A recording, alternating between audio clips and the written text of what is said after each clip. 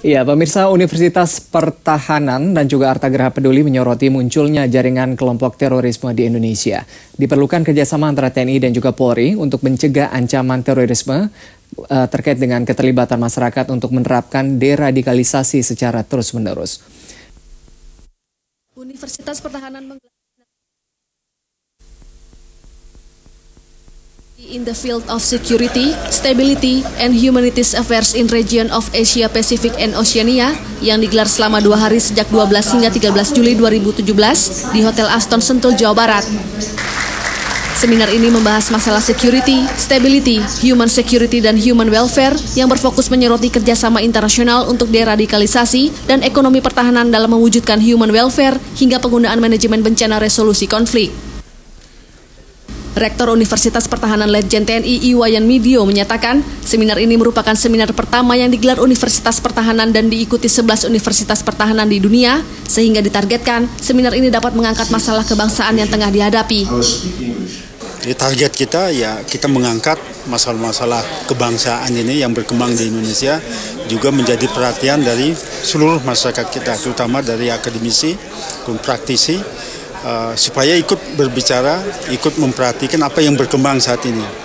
Yang menonjol kita saat ini apa? Masalah keamanan, yaitu yang berkaitan dengan masyarakat kita. Ada ISIS, itu yang paling pokok yang kita hadapi.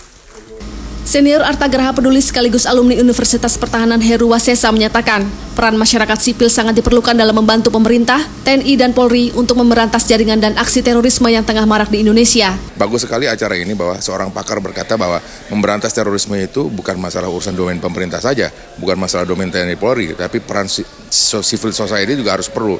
Nah, oleh karena itu makanya saya menghimbau civil society yang lain, ayo bersama-sama pemerintah membangun untuk melawan terorisme.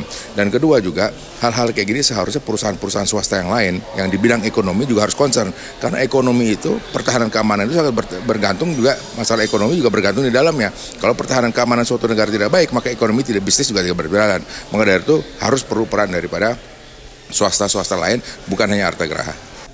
Sementara mantan Duta Besar RI untuk PBB Makarim Wibisono memaparkan cara mencegah paham radikalisme di bangsa ini dengan melakukan deradikalisasi secara terus-menerus.